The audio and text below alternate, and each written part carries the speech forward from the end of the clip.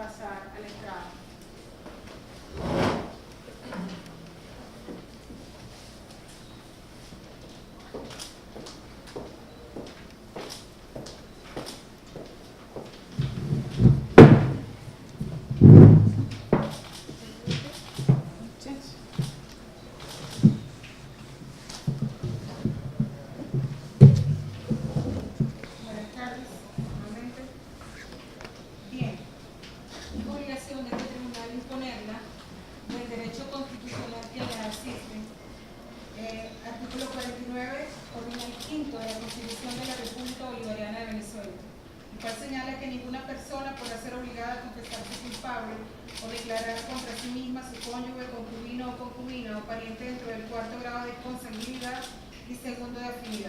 La confesión solamente será válida si fuera hecha sin ninguna coacción de ninguna naturaleza.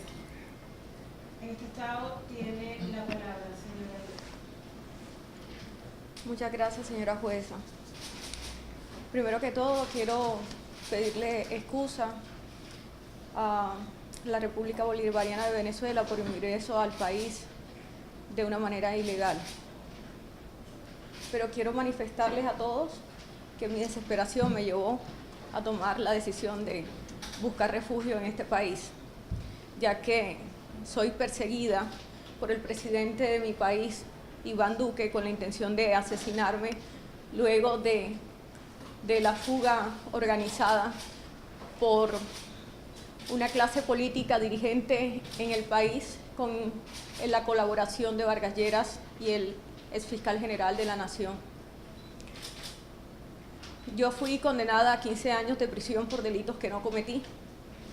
Fui objeto de un allanamiento viciado que se realizó en mi sede política cuando aspiraba al Senado de la República.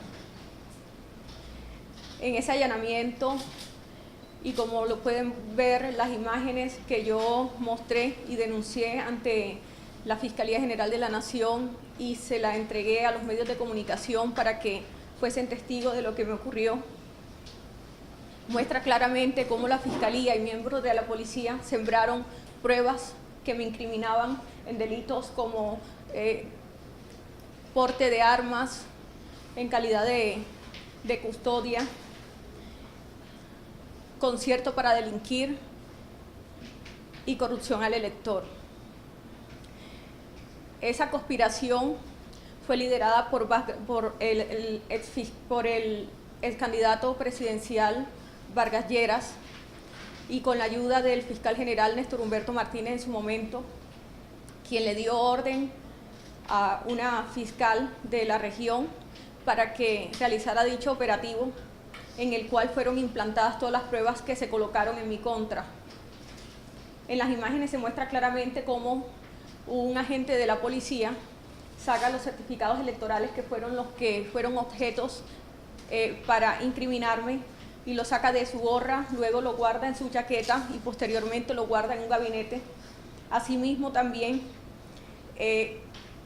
como un policía saca de su chaqueta unos cartuchos de fusil que no van acorde a una sede política y que tampoco existía esa arma en mi sede política, y una policía colocando un arma de fuego cuando yo tenía una Glock entregada por las fuerzas militares y estaba en mi caja fuerte con el salvoconducto. Todo esto es para decirle, señora jueza, que está más que claro que lo que hicieron conmigo fue un montaje para quitarme del paso, y no solamente para eso, para inhabilitarme y guardarme bajo prisión para que los líderes políticos tradicionales de Colombia pudieran seguir trabajando de la manera que lo venían haciendo. Luego que me privaron de la libertad, fui sometida a maltrato psicológico, maltrato físico. Le pagaron al capitán Álvarez, que era quien estaba a cargo de la cárcel El Buen Pastor, para que me maltratara y para que permanentemente hicieran operativos en mi celda, tratando de buscar si yo guardaba dentro de la misma pruebas en contra de los que sabían que yo tenía pruebas contundentes para demostrar la corrupción que se maneja en el país. Luego, no entendí el porqué de todo este entramado. Yo le quiero contar que desde los 16 años soy una líder política. Lo diríamos así porque tengo carisma, porque siempre me preocupé por la gente, por el barrio, por las necesidades de la comunidad. Y desde muy niña debo confesar que tuve una relación sentimental con Julio Gerlain, un gran empresario, contratista del Estado, que aprovechándose de mi circunstancia, porque mi padre y mi madre se separaron desde muy jóvenes y nos dejaron muy chiquitos a nosotros, este señor fue un apoyo económico para mi mamá y finalmente yo fui víctima de acoso de este señor durante muchos años y finalmente terminé con él en una relación sentimental. Y él fue el que poco a poco me fue incorporando en el mundo de la política. Y traté de cambiar esa política tradicional que él venía haciendo durante muchas décadas, en donde elegía a su hermano Roberto Gerlain, senador, en un intercambio y compra y venta de votos como mercader de gente. Y fui tratando de cambiar esa política. Y eso fue generando un malestar dentro no solo de la Casa Gerlain, sino también de la Casa Char, que hoy puedo decir que tienen el poder absoluto de la región Caribe, porque se han encargado de comprar a toda la clase política tradicional que mandaba en la región y son los mayores contratistas del Estado y los mayores financiadores de las campañas presidenciales de los últimos años. Podría decirse aproximadamente 20 años hacia acá, mucho antes de la campaña de Uribe o desde la primera presidencia de Álvaro Uribe Vélez. Fui testigo de las altas sumas de dinero que se invertían en esas campañas y de las altas sumas de dinero entregadas por la empresa Valorcon y por la familia Char para financiar las campañas políticas presidenciales y asimismo de otros procesos de corrupción del país. Eso me colocó en el blanco o en objetivo militar de estas dos casas políticas poderosas el momento que decidí independizar mi paso a una política independiente y lanzarme como senadora sin el apoyo de la Casa Gerlain. En un acuerdo, en un complot, me citaron para brindarme el apoyo, pero ya ellos tenían demarcado lo que pensarían hacer conmigo.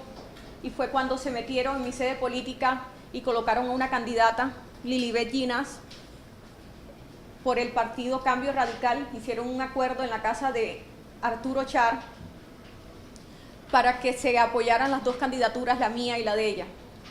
Se entregaron algunos recursos que venían de contrataciones o de las coimas que se debían entregar a la alcaldía de Barranquilla, dos empresas importantes, una que le pertenece a Faisal Cura y la otra a Valorcon, para la financiación de la misma, pero era para financiar la campaña presidencial de Germán Vargas Lleras, la que finalmente terminó con un resultado nefasto, ya que el pueblo decidió no votar, aunque recibieron todo el dinero para que se direccionara la votación para él, pero el pueblo decidió votar por otro candidato. Quiero decirle que cuando estuve privada de la libertad citaron a Arturo Char para abrir la investigación por el proceso por el que yo fui condenada. Y me ofreció que me iban a ayudar a quitarme los cargos porque ellos entendían que yo era inocente y que ellos lo iban a demostrar. Y yo sabía que la trampa la tendieron ellos y me hicieron declarar, además de amenazas que hicieron contra mi madre, contra mi padre y mi hermana, las que fueron denunciadas públicamente. Fui a declarar a favor de ellos el día 5 de septiembre y el 15 de septiembre recibí la condena en mi contra y posteriormente llamé para decirles que iba a declarar en contra de ellos, aunque no tuviera ningún beneficio, ya que todos mis derechos en Colombia me fueron vulnerados, todos a defenderme, todas las pruebas que entregué sobrevinientes de videos, pruebas contundentes para demostrar mi inocencia, me fueron negadas, porque estoy segura que hasta los magistrados fueron sobornados para hundirme. Cuando quise hacer un acuerdo con la Corte para contar la verdad de lo que sabía y de lo que había ocurrido, no me quisieron escuchar para que yo no contara esa verdad que guardé durante 2 años por miedo a que mi familia fuera asesinada o yo fuese asesinada dentro de la cárcel. Finalmente me mandaron un abogado de la familia Char. Anteriormente había recibido una llamada de Julio Gerlain diciéndome que recibiera a los abogados de Julio, de Arturo y de Alex, porque me tenían que explicar algo que pensaban hacer para ayudarme a salir, que no me desesperara. Y fue cuando me hablaron de la fuga, una fuga que organizaron y que el único propósito de esa fuga fue asesinarme posteriormente, que me sacaran de la institución en donde yo estaba recluida. Yo quiero utilizar este medio y sé que hay medios colombianos en este lugar para que esto lo transmitan. Para ninguno es un secreto que en Colombia la mayoría, o yo diría que más de un 90% del Congreso de la República de Colombia se ha elegido y se elige comprando votos. Son pocos los que se eligen a conciencia. Todos los políticos de derecha, en su mayoría, son elegidos comprando votos, sobre todo en la región Caribe, que yo puedo dar fe y testimonio. Los últimos presidentes, desde Uribe hasta acá, doy fe que se eligieron también comprando votos y que se invirtieron más de 25.000 millones de pesos por cada casa política para aporte a las campañas presidenciales de los mismos. Sé en el momento y a quienes le entregaron cada cifra que fue entregada, como también sé cada congresista qué manejo y cuánto invirtió en cada campaña presidencial para después recibir coimas, para después recibir los cupos indicativos, que creo que para los medios colombianos no les es ajeno a que esos cupos indicativos son los que designa la Presidencia de la República por medio de sus ministerios y se le entregan a las empresas contratistas, y estas empresas contratistas le dan un porcentaje de participación a los congresistas para que recuperen la inversión que hacen a las campañas presidenciales. Toda esta información que yo tengo y que tengo pruebas, que tengo videos, que tengo audios, que tengo no solamente eso, que también tengo pruebas escritas, contratos y licitaciones que fueron hechas amañadas. Todas estas pruebas hicieron un blanco fácil para mí para querer asesinarme, no solamente 2 casas políticas importantes de la región Caribe, sino también del presidente que tenemos hoy en Colombia, y es el presidente Iván Duque, para cuidar las espaldas de su jefe Uribe, que para nadie es un secreto, y también para cuidarle las espaldas al fiscal general de la Nación, Néstor Humberto Martínez, a quien le tengo grandes secretos, como el momento en que lo eligieron el ministro de ministro, el superministro, y fue nombrado como cuota política de la empresa Odebrecht y de Luis Carlos Sarmiento Angulo, para garantizar que toda la contratación entregada a la empresa Odebrecht fuera destinada a unos empresarios que a su vez le iban a entregar las comisiones a los congresistas y así poder cumplir las cuotas políticas que aportaban cada candidato o cada senador o representante a la Cámara de los diferentes partidos de derecha, ya que los de izquierda nunca participan en el tema que es conocido popularmente en Colombia como la mermelada. Néstor Humberto Martínez, luego de ser elegido superministro, con el objetivo de garantizar la contratación y el flujo de los recursos para poder recuperar la inversión que se hizo en las campañas presidenciales, la inversión que hizo Luis Carlos Sarmiento Angulo y también la empresa Odebrecht, entre otras empresas. Luego que se comienza a descubrir el entramado de corrupción con el tema de Odebrecht, entendió el presidente de la República que él era necesario colocarlo como fiscal general de la Nación, y en esa elección de fiscales es cuando se comienza a entregar unos cupos indicativos a los congresistas que votaron a favor de la candidatura de Néstor Humberto Martínez para que se eligiera fiscal general de la Nación, del que yo no apoyé, pero que sí sé lo que se entregó a cada congresista para que apoyaran la candidatura y elegirlo fiscal general de la Nación. Una vez se hace fiscal general de la Nación, comienza a taparle toda la olla podrida a cada político, no solo de la región Caribe, sino de toda Colombia, a tapar todos los espacios y todas las denuncias colocadas a nivel nacional de todo lo que tenía que ver con corrupción y enlodar a la presidencia de la República, porque no es solamente una presidencia la que está enlodada, son una presidencia tras otra y es como un castillo de naipes que va al caer uno, caen todos. Él tenía que garantizar que todo quedara tapado, pero ahora que se ve inmerso en una investigación, él sale de Colombia y a él no lo persiguen cuando él es uno de los corruptos más grandes que tiene la República de Colombia. Germán Vargas Lleras fue el encargado, como desde que estaba en la vicepresidencia, de garantizar, junto con el fiscal general, que no era en ese momento fiscal sino superministro, de repartir toda la contratación, y finalmente tiene todo el manejo.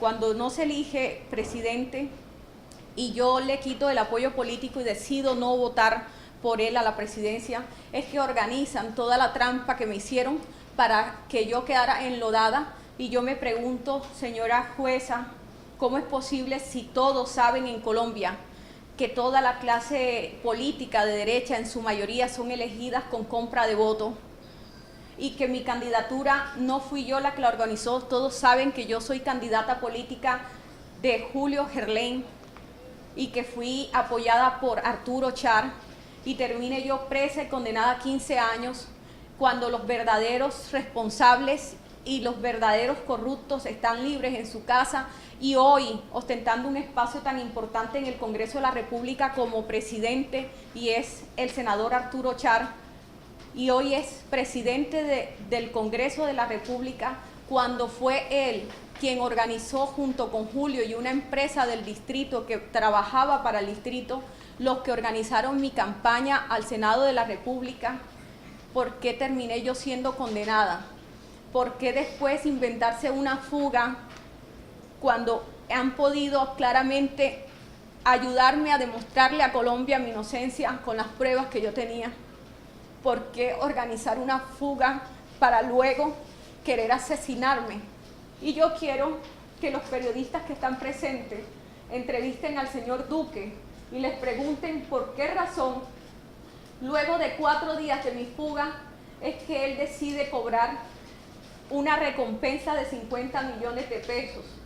¿Y por qué el día 16, después de mi fuga, él decide aumentar a 200 millones mi recompensa? Y yo les voy a decir por qué y cuál es la razón. Porque el señor Duque supo todo el tiempo dónde yo estaba, dónde me encontraba, pero no me podían asesinar en el lugar donde yo estaba guardada, donde me tenían secuestrada, porque yo no estaba fugada. A mí me secuestraron luego de que yo me lanzara de la cuerda y me montara en esa moto, y me llevaron a un lugar en donde nunca me sacaron y donde me les fugué por primera vez, y fue en la ciudad de Bogotá.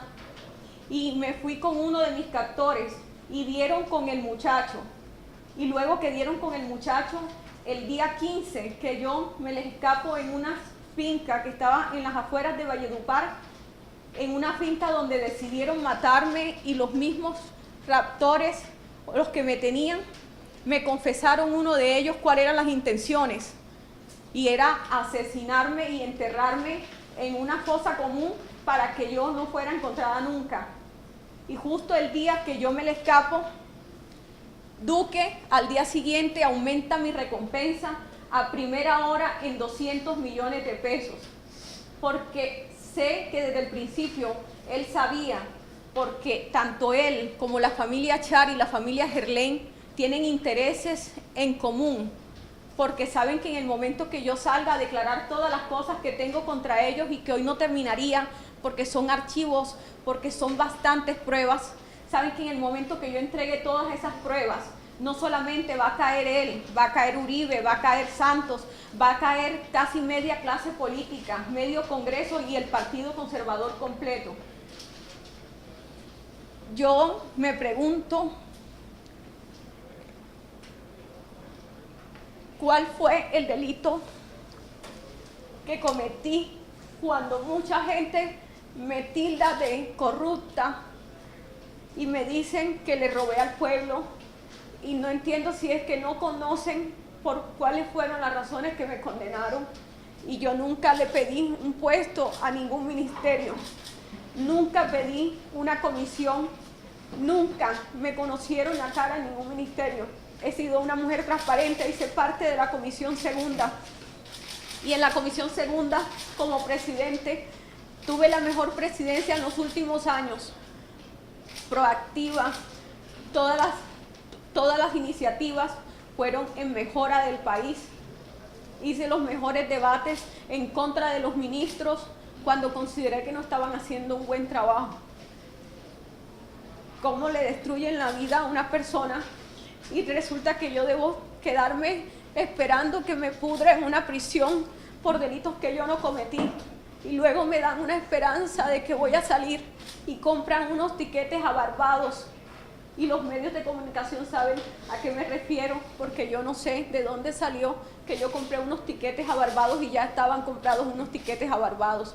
Lo que querían mostrar era que yo me fugué y estaba en una isla paradisíaca o quizás disfrutando de la vida con otra identidad, pero no era esa la realidad era que iba a estar asesinada, enterrada y olvidada, y todos pensando que yo estaba quizás en algún lugar huyéndole a una condena a la que no le tenía miedo. Yo no tengo miedo a ser condenada por delitos que la justicia considere que yo cometí, siempre y cuando, como digo, la palabra justicia lo hagan en franca ley y no implantando pruebas falsas, porque no tengo por qué pagar una condena sobre unos delitos que yo no he cometido, porque me considero una persona, y lo vuelvo a decir, inocente de lo que se me acusa. Y yo le pido al presidente de este país que por favor, si este caso se tiene que llevar a tribunales o a instancias internacionales, que por favor me ayude, porque yo soy víctima del Estado de la República de Colombia en cabeza de Iván Duque, porque sé lo que tramaron en mi contra. Y no solamente eso, me pusieron a cosas terribles en la finca donde me tenían secuestrada en Valledupar.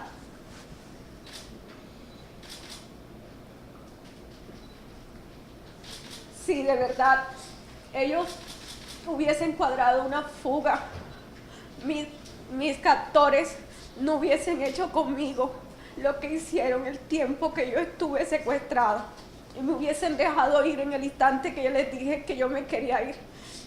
Y no fue así. Tuve que hacer muchas cosas para escaparme de ellos.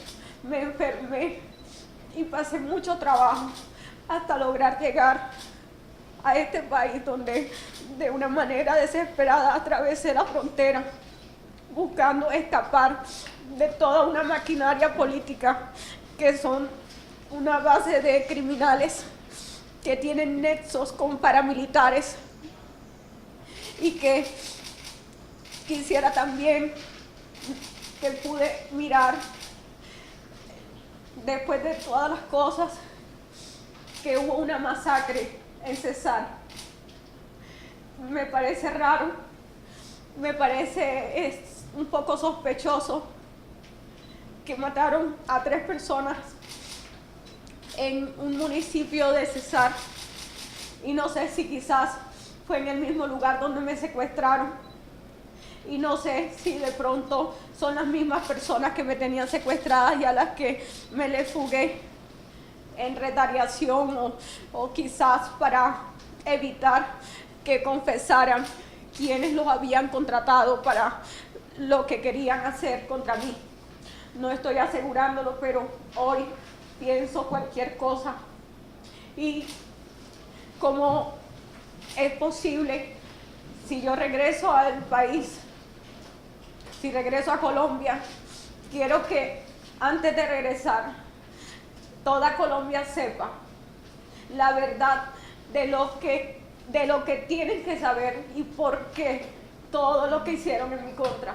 ¿Por qué no se preguntan cómo condenan a una persona por una práctica que la cometen todos los políticos tradicionales de derecha?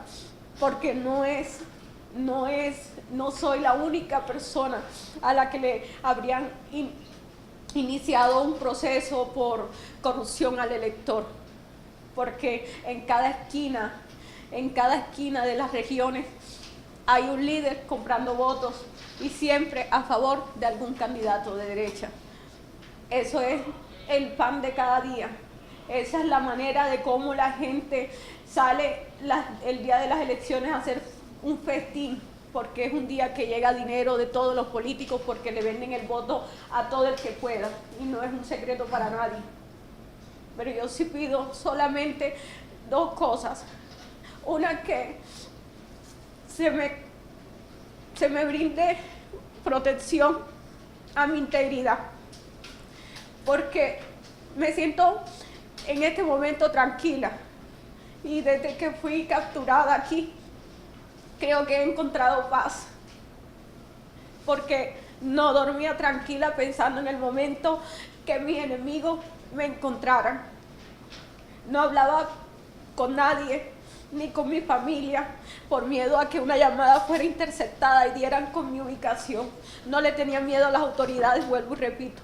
Le tengo miedo a mis enemigos, le tengo miedo al gobierno colombiano, le tengo miedo a la clase política que está detrás de mí y de mi muerte. Estoy temerosa por todos los que prefieren verme muerta, y estoy abierta a que, si de ser necesario, se abra un juicio aquí en donde yo pueda denunciar todos los actos de corrupción, puntualizándolos. Estoy abierta que si este gobierno permite entrevistarme con los medios que deseen saber la verdad, también estoy abierta, y estoy abierta a todo lo que el gobierno considere que es conveniente, pero pido que se tenga en cuenta también la integridad de mi familia en Colombia, que de pasarle algo a algún miembro de mi familia, sepan que los únicos responsables de lo que me ocurra son el presidente Álvaro Uribe Vélez, la familia Char, me refiero a Fuad Char Abdala, a Alex Char, a Arturo Char, y a la familia Gerlain en cabeza de su hijo Julio Eduardo Gerlain y Margarita Gerlain, hija de Julio Gerlain, quienes organizaron la fuga con la familia Char, y que estoy segura que a espaldas de su papá, Julio Gerlain, cuadraron lo de mi asesinato. Quiero pensarlo de esa manera, porque no creo que una persona con la que tuvimos una relación extramatrimonial tantos años y que quedaron frutos que por respeto no puedo decir en esta audiencia, se haya prestado para todo lo que hicieron contra mí, y que las autoridades saben, las que llegaron aquí, que lo que estoy diciendo en cuanto al maltrato que recibí en Valledupar es cierto.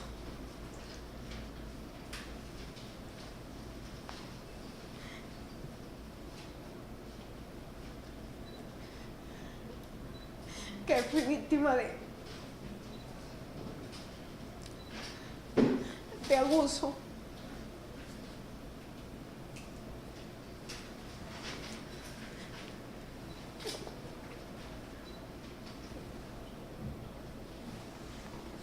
que me lanzaron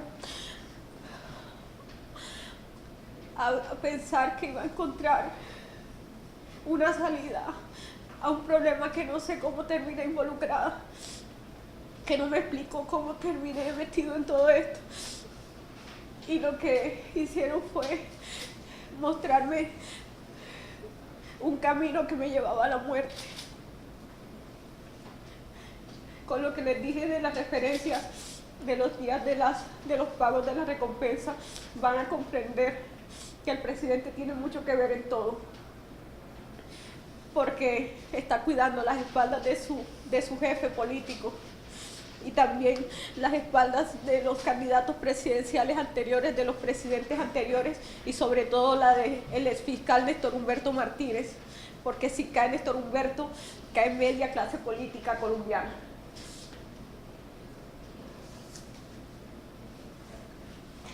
Quiero decirles, aprovechar para hablar del caso de Odebrecht, porque quiero aprovechar este espacio para que los medios que tienen toda la curiosidad de saber muchas cosas que ocurrieron, sepan que la empresa Odebrecht sí entregó una alta suma de dinero para la financiación de la campaña presidencial de Santos, y entregaron el proyecto de Navelena a la empresa Valorcom, a la que no le abrieron investigación, y esa empresa le dio ese negocio en el yate de Julio Eduardo, el hijo de Julio Gerlain, y se lo entregó a favor o por solicitud de Luis Carlos Sarmiento Angulo, dueño del Grupo Aval y casi dueño de Media Colombia,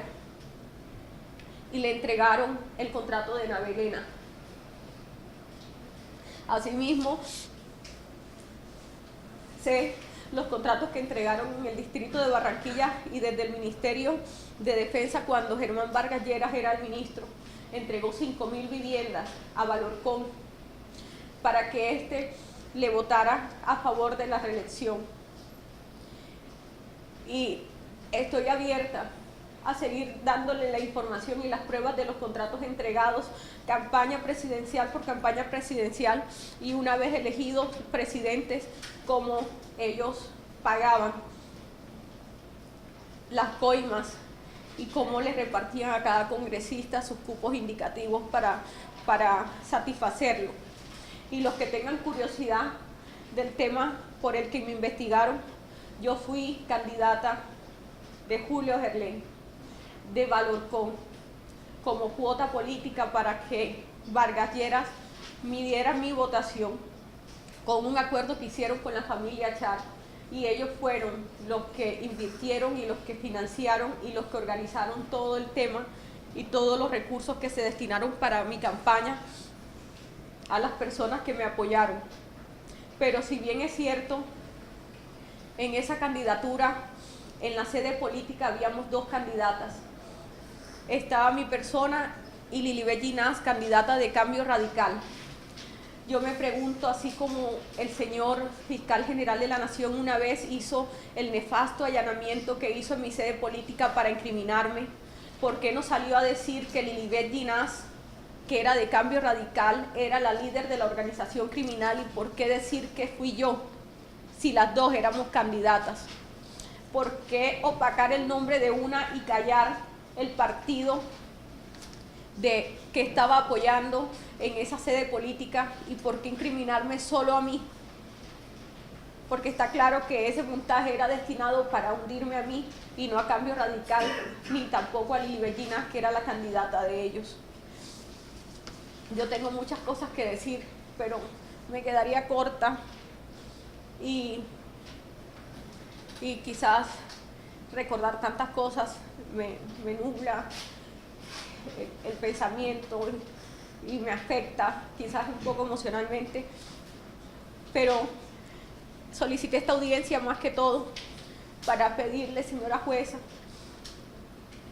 que de alguna manera, no sé de qué manera sea posible, el presidente Nicolás Maduro mira mi caso y si lo puede llevar y extender hacia relaciones diplomáticas con otros países, entre esos a la Corte Interamericana de Derechos Humanos, que me ayuden porque le tengo miedo a volver a mi país, en donde sé que posiblemente atenten o intenten nuevamente atentar contra mi vida como ya lo hicieron en repetidas ocasiones. Gracias. Bien, gracias. ¿La defensa tiene alguna pregunta para la ciudadana Aida? No, ciudadana, pues en este momento no tiene ninguna ¿El pregunta. Ministerio Público? Bien. Este tribunal sí tiene una pregunta, señora Aida. Fíjese. ¿Tuvo usted la oportunidad alguna vez de realizar una declaración como esta en su país, en su proceso? No, señora jueza, a mí no me permitieron en mi país declarar, y las veces que lo solicité, cabe recordar esto que se me había pasado. Yo tenía una cita el 1 de octubre con la Fiscalía. Yo me puse 2 citas con ellos. La primera cita, cuando pensé declarar, le llegó esa información al señor Fuad Char, porque ellos manejan la Fiscalía, la maneja Vargas Lleras, como la sigue manejando hasta ahora, y el fiscal que está en este momento también es colocado por Germán Vargas y sigue siendo discípulo del fiscal anterior. Ellos avisaron a las familias que yo pensaba declarar en contra de ellos, y me llamó Julio a regañarme, a decirme que cómo iba a hacer esa locura, y fue cuando por primera vez amenazaron a mi familia. Entonces yo desistí y cambié la fecha, y la fecha me la volvieron a colocar para el 1 de octubre. Y antes de esa, de esa cita, estaba citada para las 2 de la tarde, y fue el mismo día que ellos organizaron la fuga en donde planearon asesinarme. Y fue el día que me fugué, el día que yo pensaba de una manera voluntaria denunciar ante la Fiscalía. Ellos no iban a permitir que yo declarara. Nunca me lo permitieron, y tampoco en mi proceso no me permitieron declarar, ni la posibilidad de decir, bueno, yo voy a confesar estos delitos que cometieron, pero quiero decir que soy inocente de lo que se me acusa. No me dieron la oportunidad de decir la verdad de todas las cosas que conocía. Bien. ¿Cómo considera usted entonces que fue el proceso en su país, la investigación que se le llevó en su contra? El proceso tiene varias etapas. Yo debí ser juzgada por tres magistrados. Inicialmente aprobaron 2 instancias para los congresistas y aforados que no teníamos. Debió haberme juzgado la sala de instrucción y no lo hizo. A mí me calificó la sala que no me correspondía. Tenían que calificarme 3 magistrados y solamente lo hicieron 2. Asimismo, se solicitaron apelaciones, nunca se escucharon. Me condenaron 2 magistrados cuando debieron ser 3 magistrados. Tampoco me concedieron el derecho a tener 3 magistrados, porque desde el principio considero yo, y lo voy a denunciar también, considero que los magistrados hicieron parte de todo el entramado en mi contra para terminar de hundirme y no permitirme una defensa legítima. Asimismo, está en apelación la condena, y estoy segura que con todos los intereses económicos y políticos del país, y como yo no soy poderosa, como yo no soy el único poder que yo tengo es el cariño del pueblo, porque dinero no tengo y tampoco una maquinaria política, y el pueblo desafortunadamente no puede hacer nada para ayudarme en un proceso donde se mueven con recursos económicos, porque allá las decisiones las toman con dinero y con favores políticos, y yo no tengo mucha influencia política, a pesar que fui la mayor votación. Cuando me elegí diputada, fui la mayor votación del Departamento del Atlántico y de toda Colombia. Fui la mayor votación de la historia del departamento, a pesar de que fue mi primera aspiración, cosa que no le gustó a la clase política tradicional, porque vieron de qué manera tan rápida yo crecí. Para los que algunos dijeron o piensan que de una manera arribista crecí, no. Yo trabajé desde los 16 años y lo que fui me lo gané a pulso, tocando a la gente, conociendo a la gente, escuchando a la gente. Y la gente se le puede comprar el voto, pero la gente termina votando por lo que quiere a la final. Y la gente quería la propuesta que yo tenía. Cuando me elegí representante a la Cámara, también me elegí con la mayor votación del departamento y la segunda votación a nivel nacional. Y eso tampoco le gustó a la clase política tradicional y me vieron como un peligro eminente para ellos. Cuando se mostró mi nombre para la alcaldía de Barranquilla, eso también fue peligro para la clase tradicional del departamento. Y yo siempre fui un peligro, no solamente por lo que representaba políticamente para ellos, sino también por toda la información que manejaba.